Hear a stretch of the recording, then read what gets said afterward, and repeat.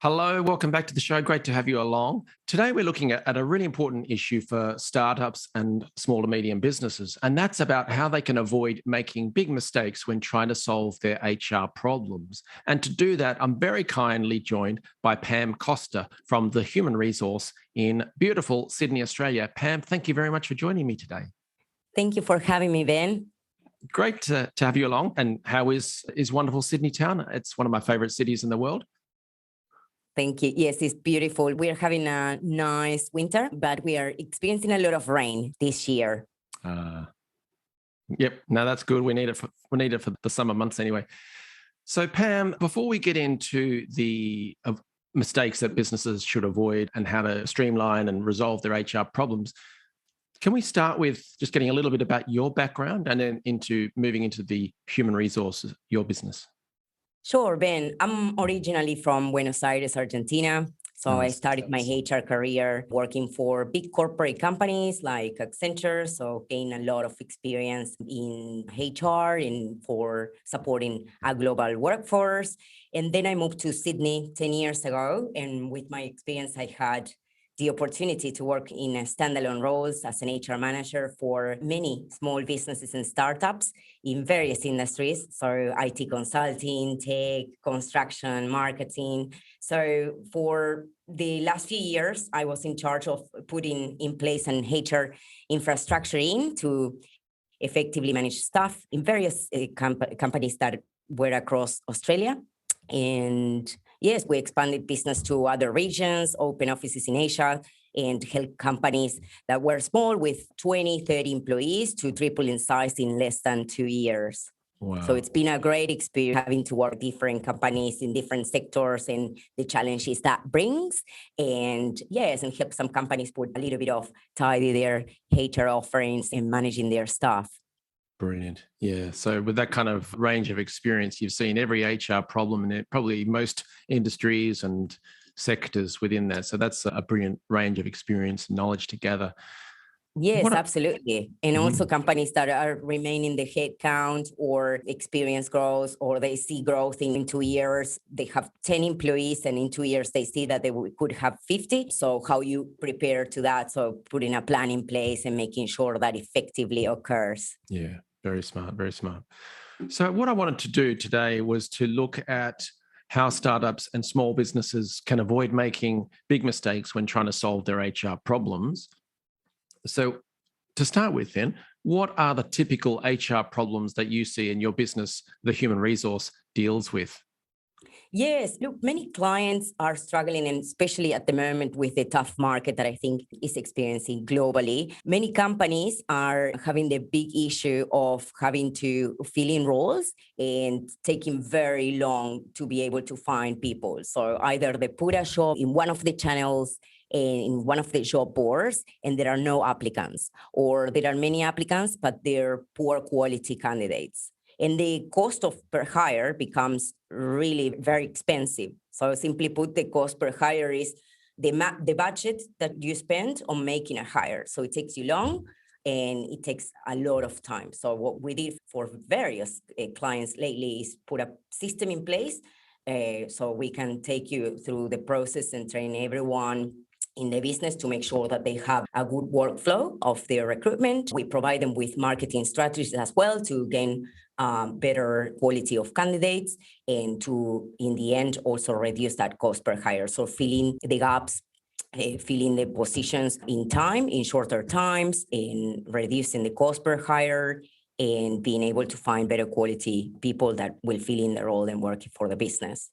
Brilliant. Yes, we also make sure that all the hiring managers have the proper training. They know what questions to ask and how to assess the candidates that do come through the door for an interview so that they can make a better hiring decision.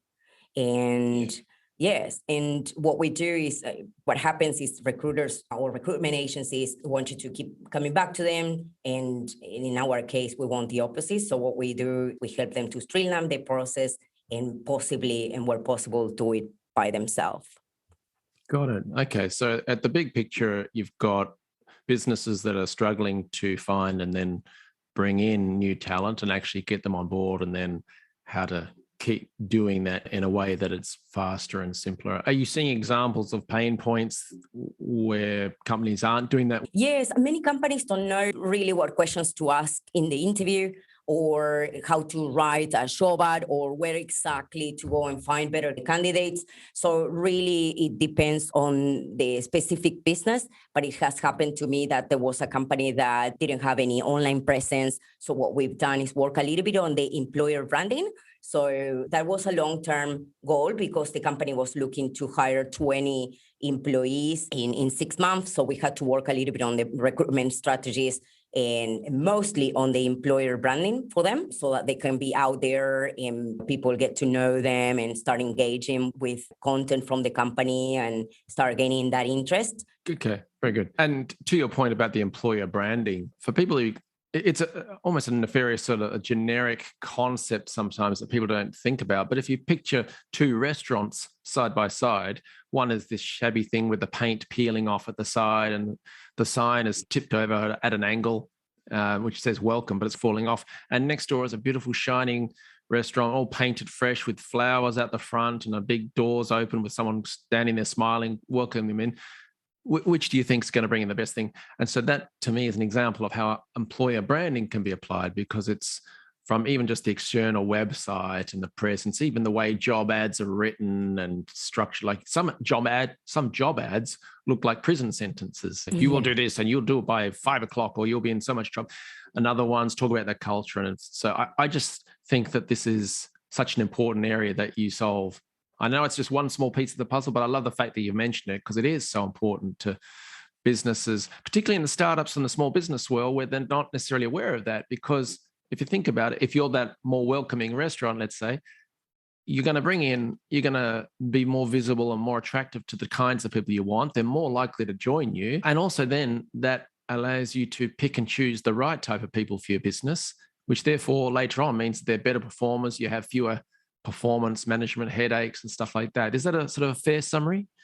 Yes, absolutely. So obviously many clients come and they need to fill in a position for yesterday. Some others have the capability to wait for a bit longer. So really you've got to resolve that problem. So what are some of the ways that startups and small businesses try to solve their HR problems? I know we've talked mostly about the attraction and retention, but maybe there's other HR problems that they face, whether that's performance management or other stuff.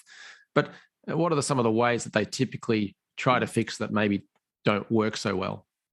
Yes. So what has happened, one of my clients recently came to me, gave me a call and said, I have 10 people leaving every month because at the moment with the great resignations, they're getting headhunted for other companies or they have the itch to go and work for the competitor. So this is a massive problem for this business and many businesses at the moment, especially when you are a small business. So you compete maybe with other companies that are more well-known. And so really depending on the size of your business, the total cost of replacing an employees can be very costly from a financial perspective.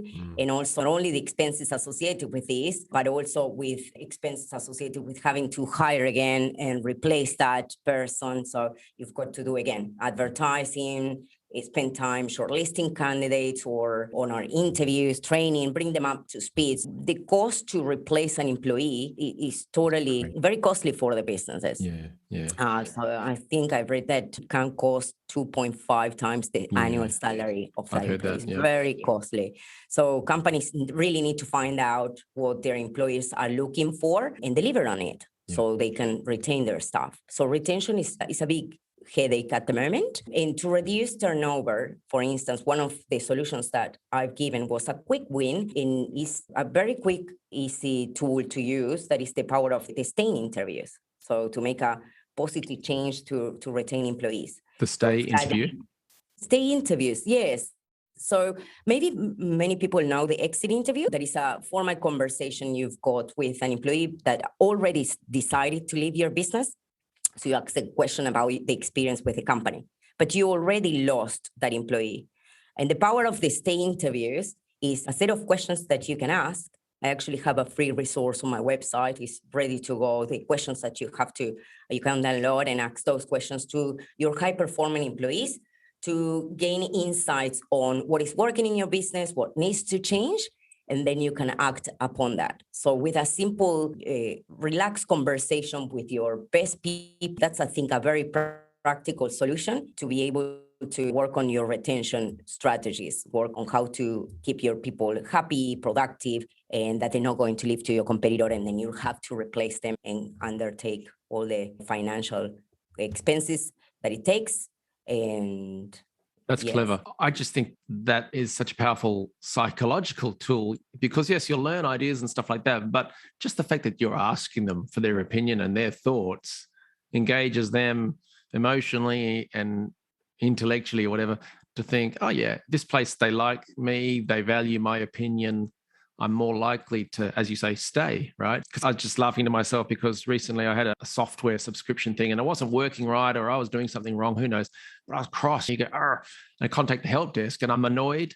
And the person guides me through it, listens to me, asks some questions, and then solves the problem. And then tells me something else that I didn't know that is even cooler about what the software does. And suddenly I'm like a big, so this, it's almost like a stay interview process. And I think that's a very clever idea for startups, small businesses to use. Yes, absolutely. And retention doesn't have to be hard, right? Obviously, you won't compete with companies as Google, but you don't necessarily need to go through a big budget expense in order to keep your people happy. So staying interviews are great because number one, people feel heard and people want to feel heard and recognized. You're ticking that box. People know that you obviously genuinely care for their opinion, and they can give you a good sense of what's happening in the business and maybe things that you as a business owner cannot see. So it's really powerful insights, and yes, and it can be done very easily, and it's a very quick win with no budget. Obviously, then you have to take action and deliver on any promises. But yes, fantastic. So I highly recommend stay interviews. So talk to your people while they are in your business and you've got a chance to retain them and avoid that they go to the competitor. And yes, exit interviews are great, but your people are already gone. So yes, I think we have to flip that perspective and yes. And it's very easy. I've got a list of questions that you can just go and ask your employees now. Can I ask you something? You just mentioned about the big players, the Googles, whatever of the world, and you can't compete with them on budget. So do you think startups and small businesses should give up and you go, how are we going to compete against these big players for talent? What's your advice to them? Ben, I hear that all the time. I think, yes, the focus can be on practical and simple solutions that you can apply. So there are creative solutions that doesn't necessarily need to take up much of your budget. So people love, for instance, gift cards to recognize an employee for a job well done or for bringing a new client. You can also use discounts from your own company products or contact local business for discounts, provide people with awards, have team celebrations. There are employee recognition programs that won't take up much of your budget, are smart, people love it, people feel recognized, and will have the same impact. You don't need to have these buffets where they have food every 24 hours. Exactly. So there are creative solutions that you can think for in order to make people feel happy, valued, and recognized, which I think is most important. So because when your employees are engaged, they're more likely to also improve customer service, and it can result on increasing sales. They don't go to work for the competitors, and yes, with just probably small, quick wins. Yeah, and on the big fancy canteens, I do know people inside some of these big companies, and I have heard them say that they've heard colleagues getting annoyed that the tomatoes are always just too salty. Drives me crazy. I'm a massive free meal, and so people get used to stuff. They get used to free stuff. And so it becomes a conditioning point. So it's actually not necessarily the massive motivator that people may think it is. And then secondly, the other big point is the fact that people are just a tiny number, a cog in a wheel and a giant wheel when they're in these big, massive companies. But in the businesses that you work with, I know the stuff that you talk about with the stay interviews and the processes that you do, you're helping startups and small businesses make sure that each person understands that they play a big part in a small business. And so there's a sense of pride and motivation that comes with that, I think. Anyway, what do you Yes. think? Yes, absolutely. And I think it's a matter of knowing that people are doing jobs they like, they enjoy, they have clear expectations. So people are really not looking for that big fluff stuff. We heard that before, that the tennis table is a nice to have, but really how much impact does it really have on your business for to achieve higher profitability or higher engagement or better sales? The reality is people are looking for being able to be recognized for their job well done, being in a place that there is a nice environment, there is clarity on expectations. So I think people are really looking for this and they're not going for that big buffet. Maybe it's a Got nice it. thing to have, but not necessarily the Yeah. impact that it really has on the bottom line. I don't think competes with really other solutions that are more simple. Cool. And so if we turn then to your business, the human resource, great name, by the way, why would a business owner or a leader of a startup or a small business, why would they use the human resource when there's free information out there on the internet, or there's these chambers of commerce and industry? I forget the one in New South Wales in Sydney, but there's these large employer groups, big industry groups. Why would they not use them or the free stuff that they can find online? And then why in particular should startups and small businesses turn to the human resource for help with their HR problems? Sure, that's a great question. Actually, I think this happens a lot. Sometimes small business owners rely on the office manager or all these available Mm, resources that are online, are free. The reality is the time that it takes you to get to the solution, to the answer, is incredible. You don't have that time to waste. Probably might not be the right solution, and you really need an expert on your side to cover all the aspects of the particular problem you're trying to resolve. So it's a bit more complex than just finding a free template online. So the reality is, depending on where you see your business going, if you have, for instance, say 3 to 10 employees, and you will stay like that, you can have an HR consultant that you can call to ask questions occasionally or help you with comply with employer-related laws, which is very complex. In Australia, we have 100 modern awards to apply. So when you're making the decisions, you really need to know what you're talking about. So to resolve a particular problem is more cost-effective alternative than resourcing an HR team in-house, which you don't have the budget or the capacity or you're not interested. So yes, if you have 3 to 10 employees, a cost-effective option is call the HR consultant. Is an expert, will resolve that problem for you, and you can call to ask any questions whenever you need it. yeah. And a couple of points to add to that, if I may, because when I was at university, I was on one of those free government phone lines that people rang if they wanted to know about what to pay someone, what are the pay rates, how do they fire someone, what conditions are required to let someone have time off, whatever it was. But I didn't know what I was doing. I was a student in a university, I was studying this stuff. But so I would sit there, I would put someone on hold and I'd quickly get out the legislation. I'd look through, and after a while I knew where to look. But that's what you get when you call free. You get a student who's doing research madly, and this, hopefully I've learned a bit more since then. But anyway, equally at the industry association level, they just have nicer offices. They've still got people like me who maybe have now graduated from university and they can look up stuff faster, or they've now memorized it,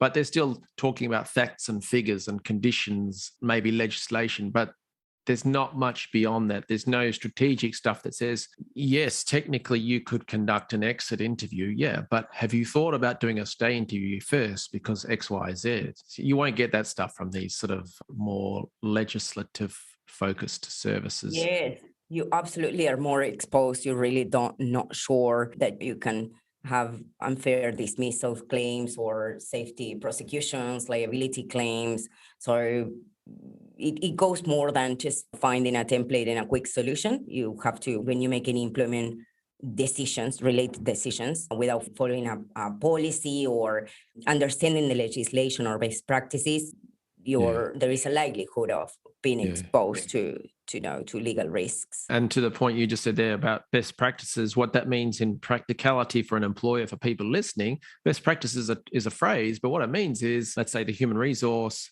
sees a problem in your business and then realizes we've just sold that business in 3 other locations. That, yes, slightly different location or different office, whatever, but the core problems were the same. We knew what levers to pull, what needed to be done in what order, what process to get the best outcome and the best timing, stuff like that. So there's that seeing recurring situations and solutions and problems and applying that to your business, which is pretty hard to get Absolutely. elsewhere. Absolutely. You can count on calling an expert at any time needed to give you that advice that is going to be spot on, save you time, and make sure that you're following the right procedures, that you're not exposed to any legal issues. And yes, and that also is the best practice, as you're saying, is the way of doing things, the best way of doing things in comparison with competitors or with the industry. Yeah. So if I turn to a slightly different direction, then I'm an HR guy, but I'm also a marketing nerd. I'm curious what kind of stuff you're going to do to get the word out about the human resource further. And also attached to that, you mentioned that you've got a stay interview guide. What other kind of resources do you have that startups and small businesses might be able to get from you today for free to learn more? Sure. I've selected the top 5 issues that I hear from my clients constantly and from problems that the market is experiencing at the moment. So most of the companies have high employee turnover. Everyone's going to the competition, or how do you work on your retention strategies? So I created it. We share the stay interview questions, so they're ready to go. You can download and start interviewing and having conversations around coffee with your best people, with your high-performing employees, so you can gain these insights, as we were saying before. Then we shared a guide to manage underperformance when you have an employee that is underperforming and that is not doing a good job. So this is a big time. This is a recurrent headache that business owners have, having someone with poor performance. And what always happens is that many managers tend to avoid dealing with poor performance. I see managers waiting too long to raise performance concerns with an employee, or they try to put off delivering tough feedback. So because it's never easy and not pleasant, and many times they just simply don't know how to do it. As no one wants an underperforming employee, and it has a big knock-on effect on your organization, there is a possibility to help underperformance turn around the situation and get things back on track. So I provide a lot of advice how to put a plan in place to bring them up to speed again and meeting expectations. Excellent. But not all the time it does work. So it's very important. Obviously, you can't keep an underperforming employee for too long and then fire them without following the due process, because you're obviously exposed to a lot of costs in legal fees alone. So we have a step-by-step guide on how to manage underperformance safely, with the views of trying to turn around the situation. And if the performance doesn't get up to speed or improves in a specific set of time, then how to exit the employees safely. Very good. And what about on the hiring side? Have you got anything that employers could use when trying to find or select new people? Yes, we've got the top 10 interview questions to ask in order to find the best candidates and hire great people for your business. So there are a set of questions as well that are the best questions that you can ask to get to understand better the candidate, the experience, and the fit to your organization. So yes, we've got the top 10 that allows that conversation, getting to know the candidates and making a good sounding hiring decision. Nice. Check out some of those free resources there. It sounds like quite a lot of the range of the employment cycle is covered in the free resources there. Pam, I host a podcast, but I think you should do one too, because I know you've got so much knowledge and wisdom to share in your head there. You should be getting that out there as well. You've thought about doing a podcast? Yes, absolutely. We're lining up some interviews and also as well some podcast solos where I talk about all these common problems that many of businesses are experiencing right now. We provide practical solutions for the whole employee life cycle, right? From when you have to hire people, how to retain your best people, and then when things don't go well, on when needed, exiting, or strategies as well on how to grow the business, and all things HR solutions that you can implement in your business. So we give a lot of advice and tips on how to manage the business better and help you to continue Brilliant. being successful. Well, you heard it here first then, folks. So yeah, just check out the website for the podcast details, see what's coming along there now and in the future. So, Pam, then just finally, for people listening to this who might think, oh, I know a business who could potentially use the human resource and their service offerings. For those people listening, who should they refer to your business? And then how do they learn more about the human resource? Yes, of course. So we are supporting small business owners in Australia who don't have an HR team or are looking for a more cost-effective option. And we help them with their pressing HR issues. We help them reduce costs, improve productivity, and grow their business. Excellent. And what's the website address? The website is www.thehumanresource.com.au. Very easy. Well, that is easy.